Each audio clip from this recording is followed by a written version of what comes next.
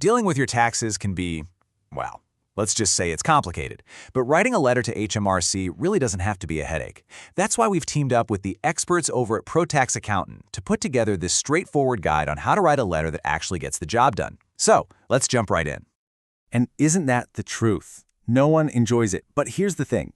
Getting good at this is one of the most important skills you can have for managing your own money. It's what ensures you're not paying a single penny more in tax than you absolutely have to. So, why even bother with a formal letter in this day and age? Well, because in certain situations, it's the only real tool you have to protect your money and your rights.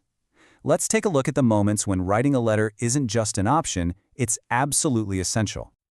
I want you to think of a well-written letter as your most powerful, official tool. It creates a paper trail. It's your formal way to fix mistakes, to claim money that you are rightfully owed, or to appeal one of those really frustrating penalties. Getting this right from the start can make all the difference. Okay, so what does the perfect letter even look like? You might think it involves using all sorts of complicated formal language, right? Nope. It's actually all about a simple, clear, and professional structure that makes it super easy for the person at HMRC to understand what you want and then act on it. And here's the best part about what you're seeing now. This simple 5-step blueprint, it's not just for HMRC. This is pretty much the universal format for any formal letter you'll ever need to write. You learn this once and you're good to go for years. Now, this might seem obvious, but you would not believe how many people get it wrong. Getting the address right is absolutely critical. If you send your letter to the wrong department, it could be delayed for weeks or even get lost.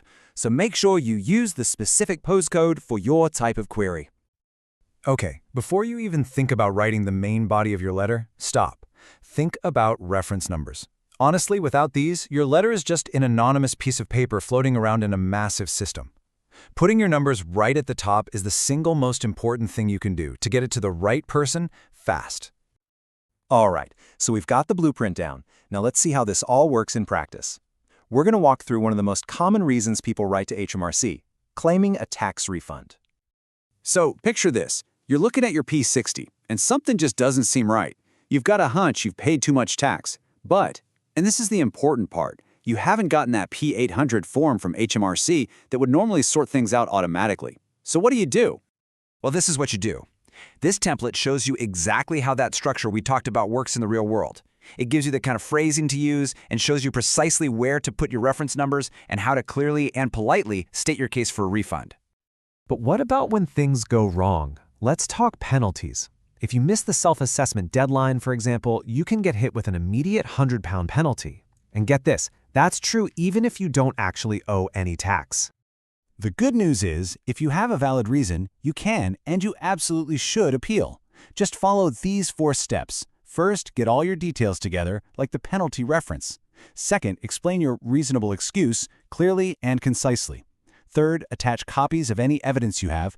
And finally, formally ask for the penalty to be canceled. Okay, so we've covered the do's, but knowing what not to do is just as important. Honestly, avoiding a few simple mistakes can save you from major headaches and some serious delays down the road.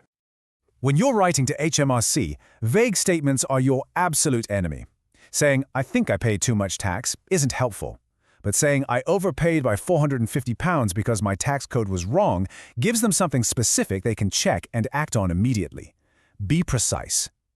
These might seem like tiny little details, but they make a huge difference. You know, a shocking number of people, over 30%, just delay responding to HMRC letters. Don't be one of them. And avoid these other common slip-ups. They're all easy to fix, and they make your letter look professional and serious. All right, this guide should give you the confidence to handle most common situations. But let's be real.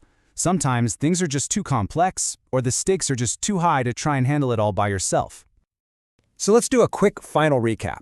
Think of this as your pre-flight checklist. Got your reference numbers? Check. Correct address? Check. Clear purpose and evidence? Check. And are you going to send it via recorded delivery for proof? If you've ticked all those boxes, you're in a great spot. But what if your situation feels a bit bigger than this?